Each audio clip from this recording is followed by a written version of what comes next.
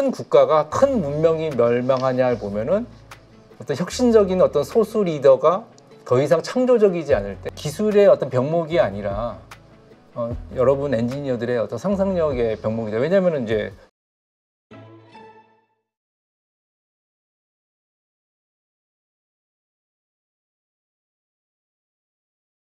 근데 이와 관련해서 우리 한국의 파운드리 산업 보면은 좀 여러 가지로 좀 말이 많은 것 같아요. 좀 미래가 좀 불투명해 보이고요.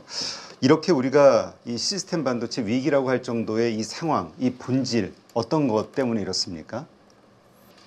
여러 가지 측면이 있겠지만 시스템 반도체는 이제 단순히 이제 어떤 부품 하나로 볼 수는 없는 것 같아요. 그러니까 네. 시스템 반도체라는 것은 어떻게 보면은 전체 IT 어떤 산업의 어떤 가장 그 핵심이니까 결국은 이제 시스템 산업의 어떤 주도권도 우리가 이런 칩에 달려 있다 이렇게 좀 볼 수 있는 거고요. 그러니까 우리가 뭐 제가 자주 하는 비유지만 우리가 빅테크 기업들이 이제 자기네 어떤 시스템을 만들려면은 뭐 한 5년 전, 3년 전에 미리 이제 스펙을 이제 정의해야 됩니다. 우리가 시스템 반도체는 쉽게 말하면 붕어빵처럼 그냥 남이 준 거 찍는 기업이 아니잖아요. 그렇죠.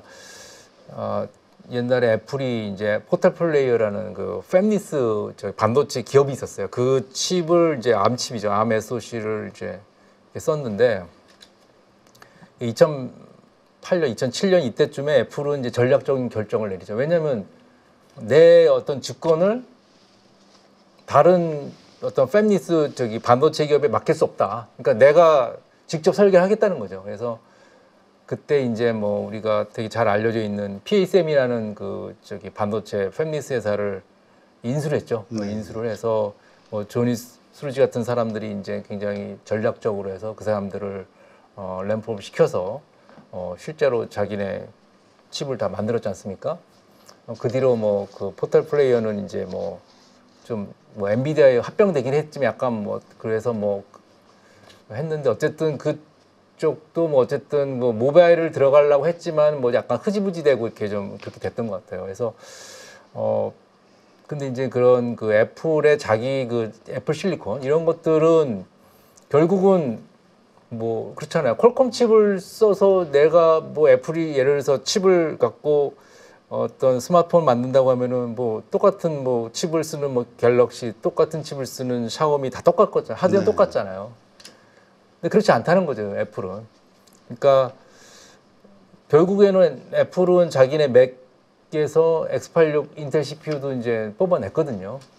TSMC 3나노를 가장 최초로 먼저 사용을 해갖고 만들어냈고 결국에는 어떤 그 전체 반도체 생태계 큰 거를 차지할 뿐만 아니라 어떤 시스템 반도체가 시스템 산업의 어떤 코어로서 이렇게 자리 잡아야 되는 거기 때문에 한국은 어떻게 보면 그런 시스템 산업의 핵심적인 어떤 반도체를 어떤 정의하는 어떤 제한하는 어떤 스펙을 디파인하는 힘에서 좀 밀리고 있는 상황인 것 같다 이렇게 말씀을 드릴 수 있을 것 같아요. 네.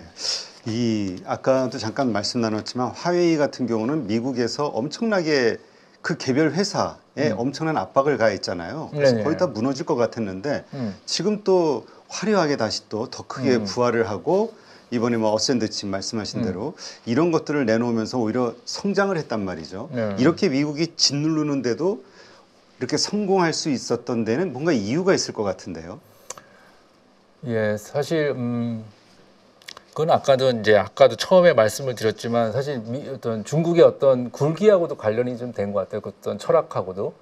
근데 사실 이제 시진핑 되고 2015년에 뭐 중국 제조 25 같은 것들을 이제 발표했잖아요. 근데 이제 이런 것들이 보면은 사실 현장에서 느꼈을 땐 굉장히 이제 그런 국가 프로젝트가 굉장히 좀 실행력이 떨어졌다 이렇게 좀 느꼈었거든요. 저는 이제 근데 이제 이게 뭐 그러고 나서 이제 2022년에 뭐 시진핑이 사면이 확정이 되고 또 뭐 여러 가지 공동 부유라든지 이런 거 뭐 굉장히 했지만 이미 중국이 뭐 20년 가까이 뭐 굉장히 뭐랄까 뭐 10% 가까운 그런 성장률로 굉장히 발전했잖아요. 네. 그러니까 어떤 개인주의도 굉장히 좀 확산됐고 통제력도 잘 안 되고 뭐 알리바바의 뭐 누구지 마윈 같은 사람들은 뭐 외국에다가 뭐 그렇잖아요. 뭐 또 많은 사람들이 또 뭐 호주에다가 저 영주권도 만들고 독자 노선을 가는 거죠. 네.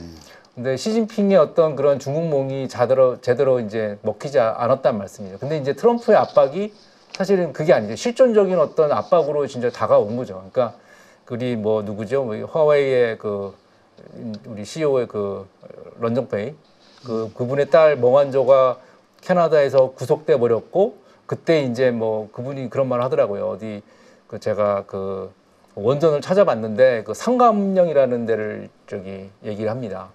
상감령이 중국 사람들 잘 못 알아듣더라고요. 무슨 말인지 상감령을 모르더라고요. 근데 알고 제가 뒤져봤는데 상감령이 우리나라 그 6.25 전쟁에서 그 뭐지 철의 삼각지대 그 위치를 상감령이라고 해요. 아, 네. 그래서 이제 뭐 28번을 뭐 주인이 바뀌었다고 합니다. 뭐 미군하고 중국군하고 해방군이. 근데 이제 런정페이가 저기 중국의 군인 출신이거든요. 그래서 결국에는 그런 어떤 어떤 미국의 어떤 압박, 트럼프의 압박 이런 걸로부터 자기네들은 저기 겪을 충분한 저기가 있다. 이거 사실은 이제 강대강으로 가면은 중국 당연히 미국이 밀리는 거죠. 그러니까 시간하고 어떤 내수 시장으로 버틸 수 있는 어떤 그런 충분한 공간이 있기 때문에 사실은 이런 저기 기술 굴기는 이런 제재는 기술 굴기에 있어서 중국에 있어서 오히려 굉장히 좋은 저기 기회가 되지 않을까? 그리고 또 당연히 또 해내지 않을까? 이런 저기 생각을 많이 하고 있어요. 예, 굉장히 화웨이 같은 데가 아까도 AI 처음 말씀드렸지만 남들보다 먼저 AI를 굉장히 실험적으로 도전을 했었고 뭐 그렇기 때문에 중국이 그럴 것 같습니다. 예. 네. 우리가 이 시스템 반도체에서 대만이나 또 지금 중국, 화웨이 같은 성과를 못 내고 있잖아요. 뒤처지고 있다 이런 평가를 받고 있고 이런 데에는 우리가 너무 좀 대기업병에 걸린 거 아니냐라는 시각들도 있거든요. 그리고 우리만의 어떤 뭔가 폐쇄적인 문화 이런 것도 작용하는 거 아니냐 뭐 반성의 말도 있는데 구체적으로 우리가 어떤 게 변해야 이들처럼 성공할 수 있을까요? 예. 우리가 이제 보통 이제 공룡이 이제 멸종한 얘기를 많이 하지 않습니까? 네. 여러 가지 뭐 그런 어떤 그 외부적인 충격 또는 어떤 기후적인 변화 때문에 어떻게 보면 적응이 힘들어가서 해서 이제 만약 그런 얘기 많이 하는데 우리가 그 내부적인 어떤 여러 가지 혁신의 정체가 이제 쌓이게 되면 어떤 임계점을 넘어서면은 이제 그런 어떻게 보면 회복이 힘든 그런 순간들이 온다고 그래요. 그게 어떤 이론적으로 제가 자기 조직화된 임계성이라고 해서 셀프 오거나이즈드 크리티컬리티라는 어떤 이론을 제가 소환하기도 했는데 사실 이제 작년 우리가 어떤 저기 무한 공항인가요? 비행기가 떨어졌지 않습니까? 네. 우리가 이제 보잉기 같은 회사가 굉장히 잘 나가는 회사인데 이게 굉장히 몰락했던 얘기를 최근에 이제 그 책에서 봤어요. 더 unAccountability machine이죠. 그러니까 한국말로 한다면은 unAccountability, 그러니까 책임지지 않는 무책임한 머신, 그러니까 무책임한 기계, 무책임한 시스템 정도라 해석해야 될까요? 어떻게 보면은 쉽게 말하면 책임 회피라고도 할 수가 있어요. 우리가 아침에도 제가 다른 것 때문에 이제 아침에 수업을 하다 그런 말을 했는데 우리가 뭐 그런 말 하잖아요. 우리가 돈이 없지 뭐 가오가 없냐 이런 말 하거든요. 네. 근데 우리나라가 저기 인재가 없는 것도 아니고 우리가 리소스가 충분히 있습니다, 사실은. 근데 과연 뭐냐 하면은 결국은 기존의 어떤 성공의 어떤 그런 방식들, 어떤 그런 것들이 너무 관행화되고 있어서 어떤 쉽게 말하면 스테이터스 쿠어 현상 유지에 자꾸 빠진다 이런 얘기를 하는 거죠. 우리가 뭐 대표적인 게 그 인텔 말씀하잖아요. 우리가 이제 인텔이 뭐 여러 가지 그런 얘기 하죠. 아까 2008년에 뭐 애플이 그 자기네 인텔의 애플의 실리콘 인텔의 제조를 맡겼는데 그때 당시에 이제 보니까 이거 뭐 시장도 안 크고 그러니까 이제 거절했다고 하지 않습니까? 폴 오텔리니가. 근데 나중에 보니까 그게 뭐 자기가 예측했던 대비 시장이 100배가 커졌다는 거예요. 그래서 굉장히 이제 후회를 했다 이런 얘기를 하는데 사실은 뭐 그거 말고도 뭐 여러 가지 뭐 그 오픈 AI를 인텔이 이렇게 뭐랄까 투자하겠던 기회도 있었어요. 근데 그걸 네. 기회를 놓쳤죠. 우리가 10억 달러를 갖고 오픈 AI에 지분 15%를 갖다가 인수 뭐 할 찬스가 있었어요. 근데 그때 이제 CEO가 밥수환이었는데 야 이거 뭐 수익성이 없잖아. 우리가 이미 또 AI 우리 나름대로 하고 있는데 거절했어요. 근데 지금 그때 오픈 AI가 지금 가치가 회사 가치가 어떻게 돼? 지금 1,500억 달러 막 이렇게 되잖아요. 오늘 요새 확인해 보니까 인텔 같은 경우에는 지금 보니까 뭐 한 800억 달러 뭐 정도 될 것 같은데 그러면 그 2배 차이지 않습니까? 말이 안 되는 거죠. 지금 그때 당시만 해도 2000년대 초반에만 해도 인텔은 TSMC의 저기 뭐랄까 시장 가치가 10배, 뭐 엔비디아의 20배였거든요. 지금은 엔비디아가 아마 인텔의 30배쯤 될걸요, 아마. 네. 그래서 여러 가지 그런 것 같아요. 그러니까 우리가 뭐 어떤 그 책에도 제가 뭐 아놀드 토인비의 잠깐 그 얘기를 좀 제가 적어놓긴 했지만 혁신적인 그 왜 큰 기업이 큰 국가가 큰 문명이 멸망하냐를 보면은 어떤 혁신적인 어떤 소수 리더가 더 이상 창조적이지 않을 때 대중들은 어떤 그런 뭐랄까 모방할 대상을 잃어버린다고 그러잖아요. 그런 것들 같아요. 그러니까 우리가 기존의 어떤 기존의 방식들, 관행들, 성공 방식들이 계속 유효하다고 보통 보죠. 네. 선형적으로. 근데 이제 그렇지 않는 순간이 오면은 자꾸 혁신이 관행화가 되고 그렇게 되면은 이제 예민하게 우리가 파도 같은 새로운 기회 같은 거를 놓치는 거죠. 네. 그런 것들이 어떻게 보면은 뭐 어떤 우리나라 어떤 전체 생태계라든지 우리나라 전체적인 인더스트리 어떤 경쟁력 측면에서 어떻게 보면은 좀 교훈으로 받아들여야 될 게 아닐까 이렇게 생각합니다. 네. 지금 우리가 이제 메모리에 좀 너무 편중이 돼 있지 않냐 계속해서 나누는 말씀입니다. 시스템 반도체 강국이 되기 위해서는 도대체 어떤 것들이 필요하냐. 이거는 이제 정부에서도 도와주고 뭔가 산학, 연이 모두가 다 합쳐야 되는 거 아니냐. 이런 의견들이 있잖아요. 그 최대 공약수를 찾는다고 하면 어떤 게 있을까요? 사실 이제 제가 자주 쓰는 표현이 있어요. 책에서 많이 썼던 표현은 뭐냐면 상상력이 병목이다 이런 표현을 해요. 이게 뭐냐면은 우리가 물병에 이제 물이 이제 병목이 있지 않습니까? 병목에서 이제 흐름이 이제 상당히 컨트롤되죠. 네. 근데 사실 반도체 산업은 뭐 우리나라뿐만 아니라 전 세계적으로 이게 뭐 여러 가지 기술적인 뭐 1나노 저기 뭐 모의 법칙이라고 그래갖고 뭐 1나노가 가고 뭐 막히고 또 그다음에 인터페이스 속도는 뭐 실리콘 포토닉스를 개발해야 되고 뭐 여러 가지 그래핀도 해야 되고 뭐 여러 가지 뭐 굉장히 기술적인 병목들이 있습니다.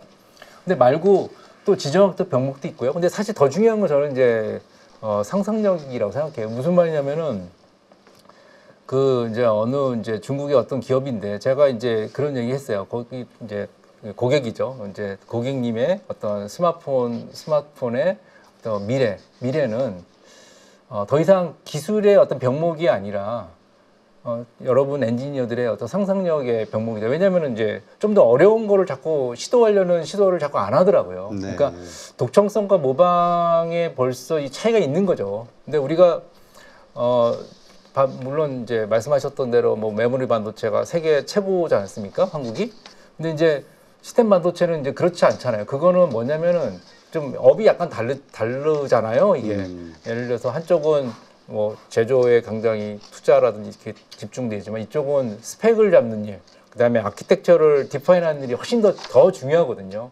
그래서 우리가 만약에 2030년이 되면은 뭐 1조 달러 시장이라고 하는데 거기에 웨이퍼가 뭐 10억 장이 이제 제조가 되는 시장 어떤 시대가 되는데 우리가 이때 만약에 정말 그 실리콘 콘텐츠를 뭘로 우리가 정말 이렇게 채울지에 대한 어떤 우리 아이디어가 없으면 사실 안 그러면 붕어빵 찍는 것밖에 안 되는 거거든요. 그래서 우리가 안 그러면 뭐 진짜 엄청나게 투자를 해놓고도 어떻게 보면은 그런 것들을 투자에 대한 낭비로 끝날 수 있기 때문에 어떤 시스템 반도체 뭐 말씀하셨던 그런 것들은 어떤 결국엔 새로운 스펙을 잡고 새로운 시스템을 창출할 수 있는 역량, 제한력 이런 쪽으로 우리가 접근을 해야 되고 그게 부족했다라고 우리가 인식을 해야 될 것 같습니다. 네, 경기에서의 혁신이라는 개념을 설명하셨는데요.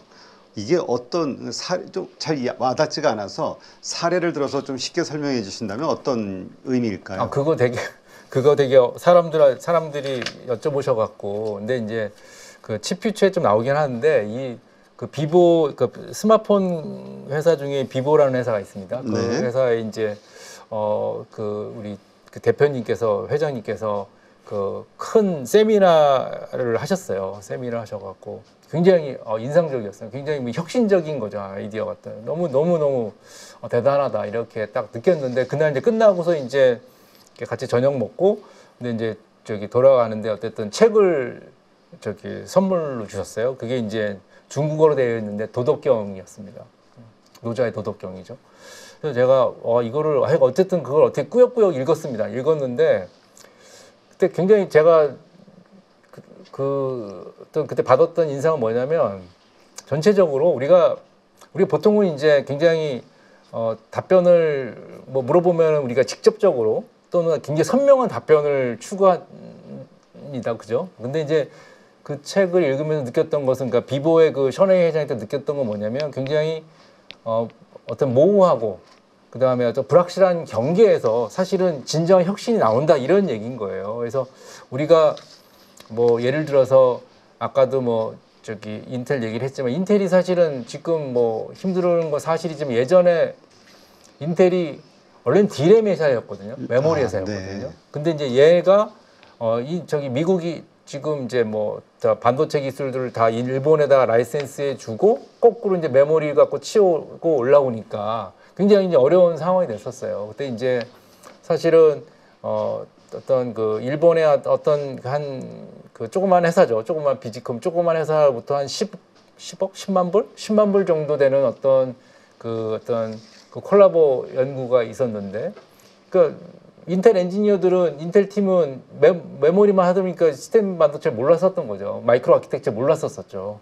근데 거기서 어떻게 보면은 그 전환의 과정 그게 없었으면 아마 인텔이 그 메모리를 접고 저기 마이크로 프로세서로 전환을 못했을 텐데 그게 두 가지가 만나는 데서 이제 어떻게 보면은 그 인텔이라는 게 다시 부상하게 되는 미국으로 반도체 패권을 가져오게 된 큰 어떤 계기가 됐거든요. 우리가 뭐 컴퓨테이션의 발달, 그다음 메모리의 발달, 인터페이스의 발달을 얘기를 합니다. 근데 우리가 그 두 가지 기술들의 갭에서 어떤 새로운 혁신이 나타나요. HBM이라는 것도 그 어떤 그 컴퓨테이션의 발달하고 메모리 갭이 있다 보니까 거기를 연결하는 단계에서 기술이 나온 게 HBM이고 또 로직 반도체하고 또 어떤 컴퓨테이션의 어떤 바틀렉 때문에 나오는 것들이 프로세스 인 메모라는 요새 앞으로의 기술들이거든요.